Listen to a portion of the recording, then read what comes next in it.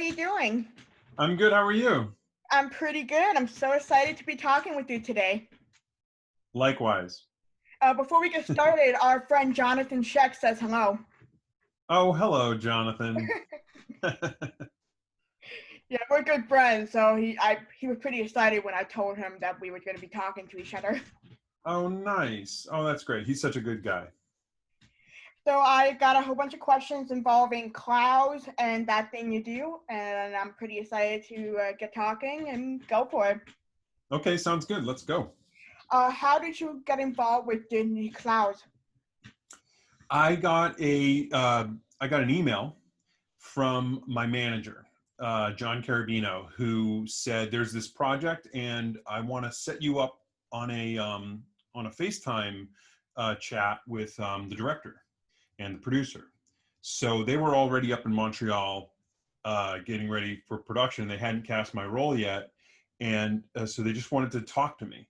So we did a FaceTime. I was here in LA in my kitchen. And this was after I had read the script. And I hadn't even read 15 pages. And I texted my manager back. I said, just set this meeting up because I'm going to do this project. Because the script was just so good and the story was so compelling. And I didn't know who Zach was. And so I looked it up, and I was just like, wow, this is an incredible story. Okay, great. So I met with them and then I waited and I was really fortunate to get the offer to play Rob. So how did you prepare to play the role of Rob?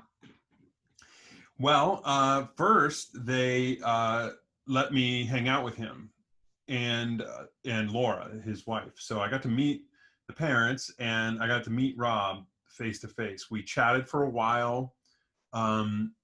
I just, immediately we saw some connections that the two of us had.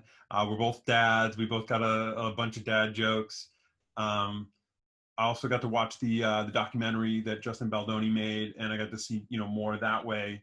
And then I read Laura's book, and that was it. And Rob was so gracious and kind, and he gave me his number. And I texted him every once in a while to to get some information from him, just what he would do, what he was thinking, those kinds of things. And then once we started rolling, just the chemistry with Nev was fantastic, and she's such a professional actor, and we really got along and became friends. And so I think everything, as an actor, all that stuff, you do all this research, you start immersing yourself into the role.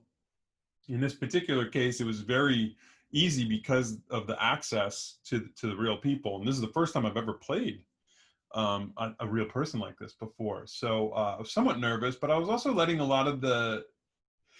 was just kind of letting it happen. I was letting all these great opportunities just kind of inform me as we did the film. And it was just so moving that all the emotional stuff, I was lucky. It was not that difficult to achieve the emotion because it was there. It's there in the story. And what was it like to connect with Zach's family? Oh, so great, so wonderful. I'm so, I'm so grateful to them to let us in to create, or recreate this moment. And it was just such a pleasure. They're just such wonderful people. They're so incredibly open-hearted and kind.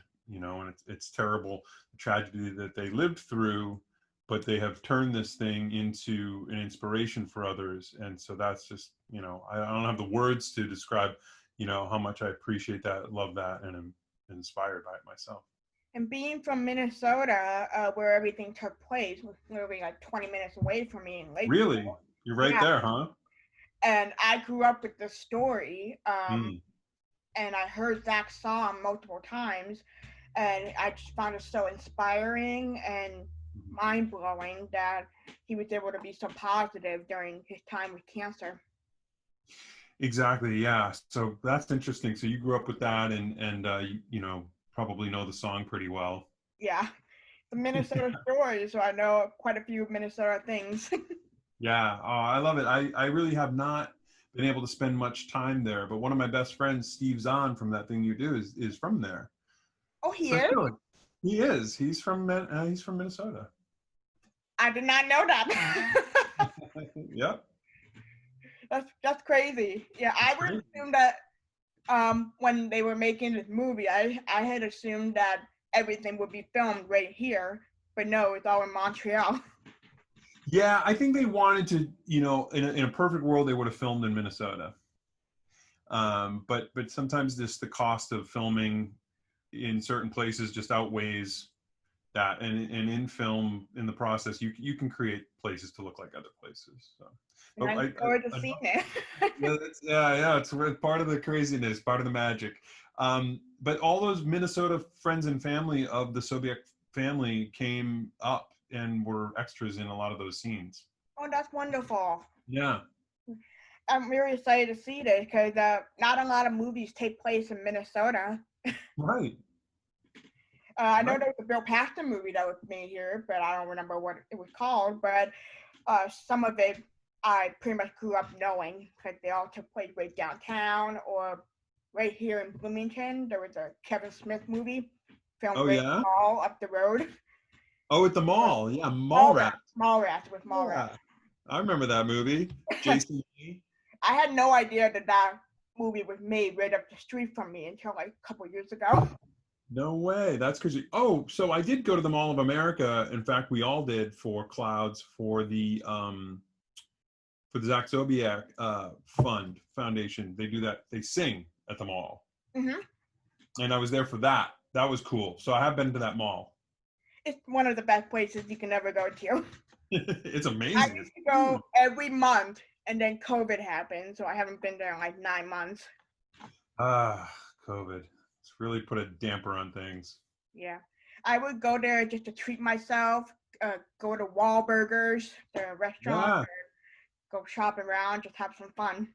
Yeah. It's great, right? There's like amusement park rides and Yeah. oh yeah. Nickelodeon Incredible. Universe. What was the set like? The set was it was cold. We got there. I had never been to Montreal before, so I was, checking that off my list. I was really happy just to go to Montreal because I've always wanted to see it. And the set, we started out right away. We had a table read that just everybody broke down in tears during the reading of the script. But we knew we had something special going on, and with Finn and Sabrina singing the songs as we did the table read and getting to hear them, their songs. Now, my daughter was totally familiar with Sabrina Carpenter. She was just like a huge fan already just from hearing her sing on Instagram. But I got to hear her. She was just sitting across the table from me, and her and Finn singing together. I was just like, wow, like incredible. This is, at the very least, I'm going to get a free concert, and so I think from the table read, and I think just also when you talk about these projects and how well they go, it all depends on who's at the top. It trickles from the top down. With somebody like Justin Baldoni at the top of this project, and he's just so wonderful and thoughtful, that's just going to trickle down through. Everybody's going to be on board with that vision and that mentality, and that, and also just it was an emotional, heartfelt thing, and everybody just opened up to it. It was great. So that's kind of how the set always was. And apart from that, it snowed within the first couple weeks, and it was winter, and it was amazing, but it was pretty darn cold. I can't tell you about cold. You're from Minnesota. Yeah, the winters here is really, really bad. I'm sure. Like we were just about in a car accident last year. You got in a car accident last year? We were almost in a car accident because of the ice. Oh. I was on my way to work, and it was just really bad. Oh man, you're so lucky. I really am. We were on our way to my job, and there was a car speeding but could not stop and just about hit us. And you're just watching it without being able to do anything. Yeah, I'm like freaking out. I had just a panic attack, and I couldn't even go back, and I couldn't even go into work that day because of everything that happened. Yeah. We couldn't even get off the exit and when we ended up going that way, there was no railing, so we were just about to go off that road, and a car next to us just ran right into a truck, a semi truck. And really? worst times I could ever imagine. Wow, yeah, that's bad. Yeah, that can really shake you up the rest of the day. Yeah. I definitely hope to leave the States sometime soon and go someplace warmer. Hey, all right. Yeah, that's LA. Come on down. I definitely plan to. If They're I want to wonderful. work for movies, that's the direction I want to go for. Oh, perfect. There you go. Yeah. I was talking about this with Jonathan a couple weeks ago, and I just want to be involved in all these projects, and I actually want to work for Disney. Oh, yeah, that'd be cool. Because I, Are you, is that what you're doing? You're like a film studies major? I'm not in school yet, but that's the major I want to go for. Gotcha. I'm just a Cool. little behind. I have to work some things out, and hopefully I can go to community college and then transfer over to an art school. Yeah, cool. Yeah. Stay on that path. Thank you. Yeah. I look forward to it. Good. This is not your first Disney project. You were in Race to Wish Mountain as well. That's right. I got to do a film with The Rock. It's one of my favorite movies growing up. Oh, that's so cool. When I was a I kid, love the Wish Mountain movies, and I remember yeah. when the movie came out, my mom took me out of school just to go see it. Really? I love Yeah, that. I love that.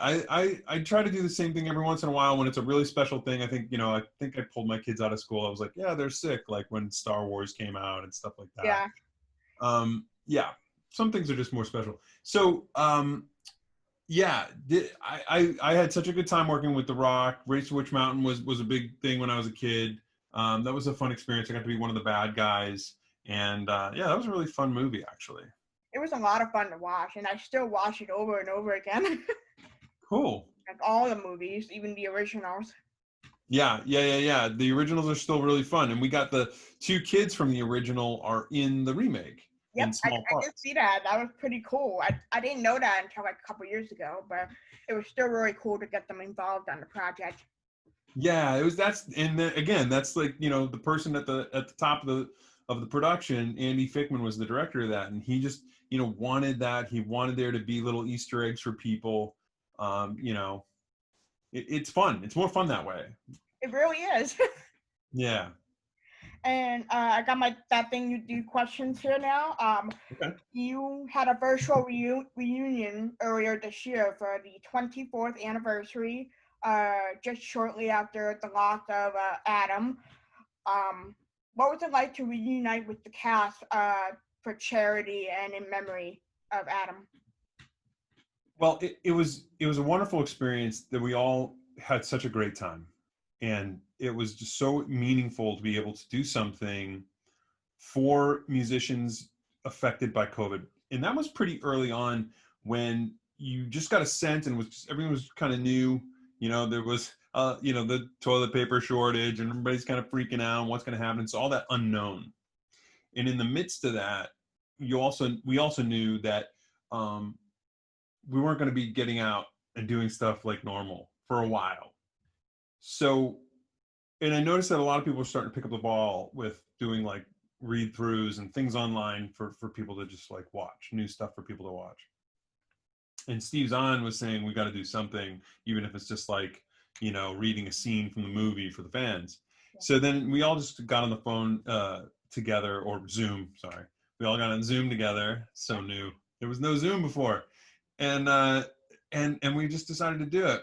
And yeah, and Adam Schlesinger just had such an amazing career, and he just died so young. Um, it was important for us to make a tribute to him. Without that song, we wouldn't have that experience. I mean, it's such a gift to be able to be part of something because of that music. Yeah. You know. And the song is so iconic. I practically listen to it all the time. I got the soundtrack on my phone. I watch the movie as often as I can. That's cool. I guarantee you, I've heard it more than you have. I'm sorry?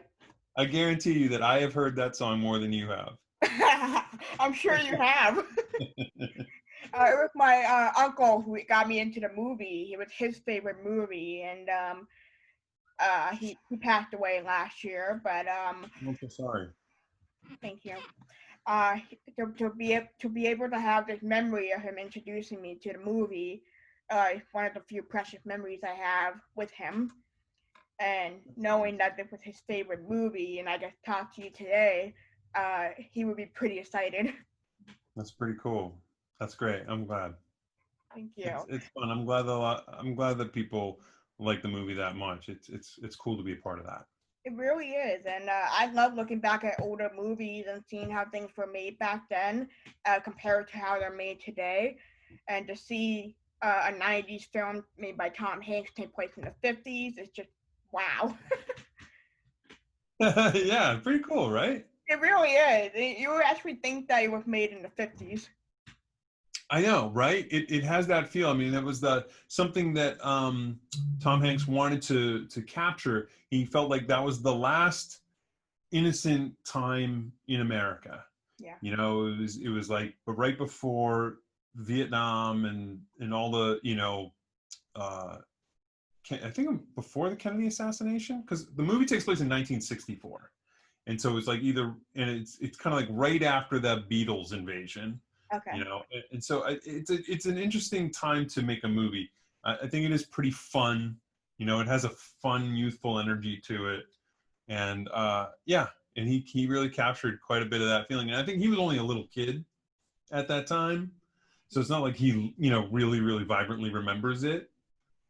But I also know that he was inspired by the story of it's in a Beatles documentary. I think that how like adding Ringo's Starr to the band changed the band, and he wanted to make a movie about kind of a similar thing where like the drummer changes the dynamic. Yeah. Did you get to keep the sunglasses? I don't remember being able to keep the sunglasses. No, somebody more important than me must have had their eye on them.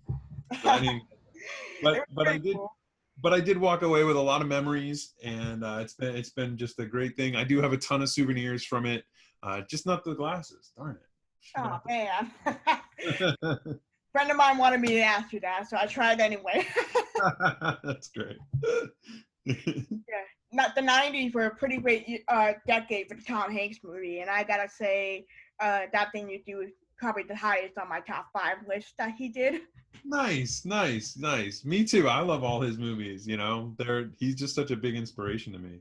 He really is. I gotta say, probably my number one favorite Tom Hanks movie has gotta be Forrest Gump. Yeah, so good. Mostly So because I good. can relate to the character.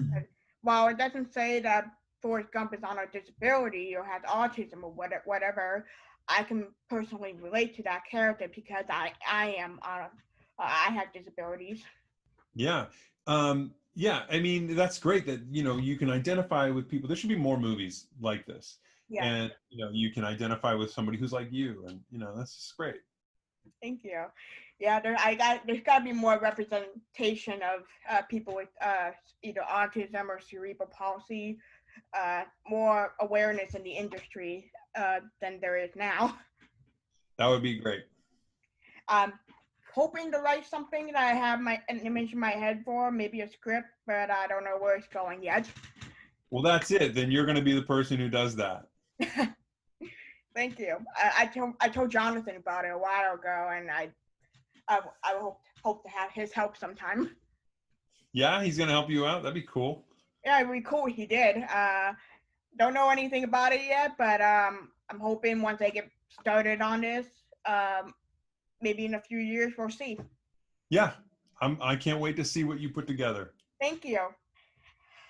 What is it like to be constantly recognized on the street for just being in That Thing You Do or other movies?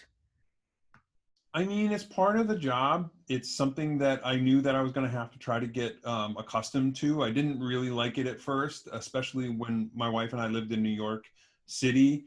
And, New York, you can just kind of blend into the crowd and be anonymous, and there's so many people. But after my movie came out, people started singling me out on the subway, and, just I didn't like that feeling.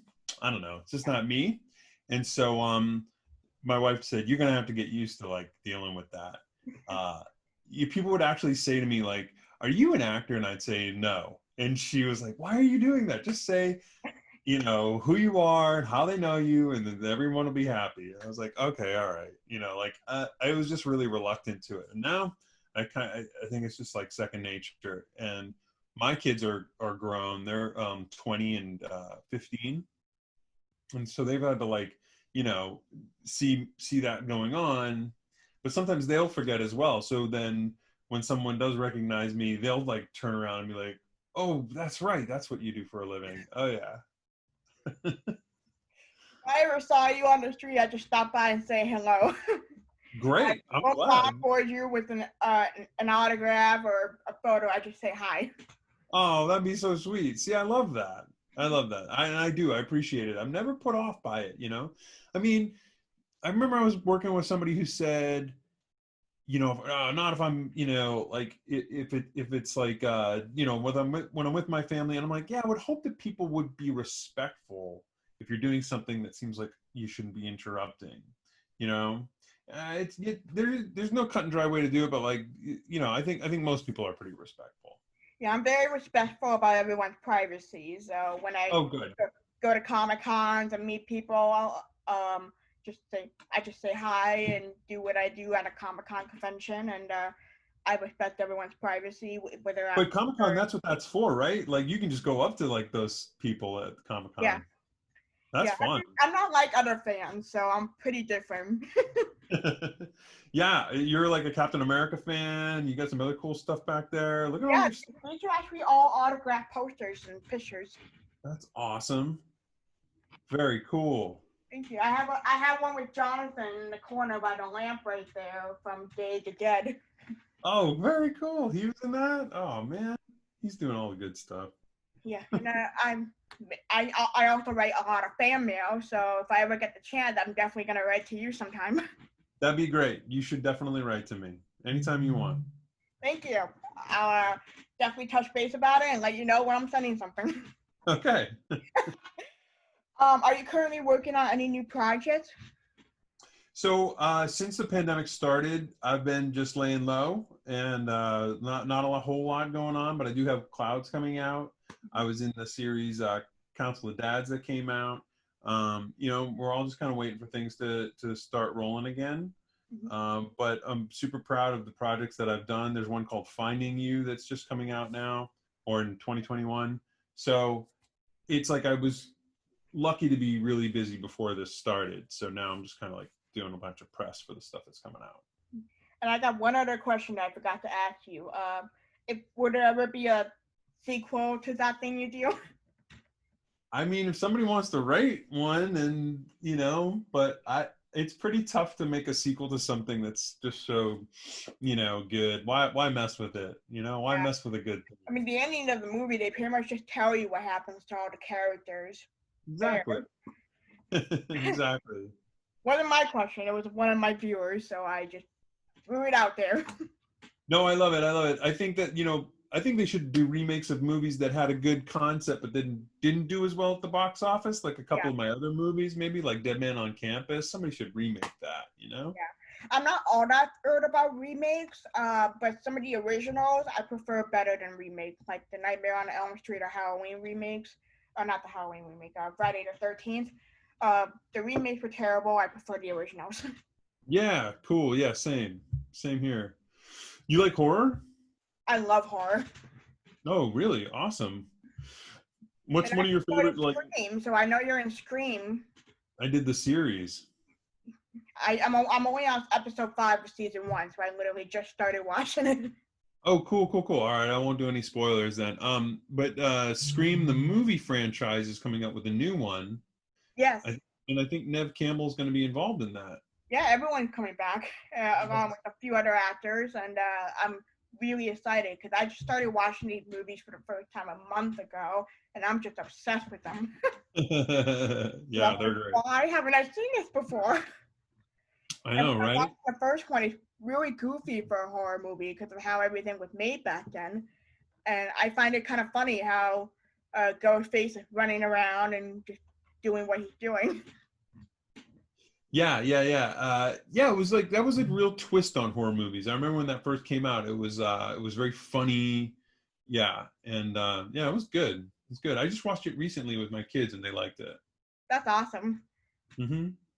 Well, I appreciate your time talking with me today, Scott. It was a true honor to talk with you about all clouds and that thing you do and pretty much everything.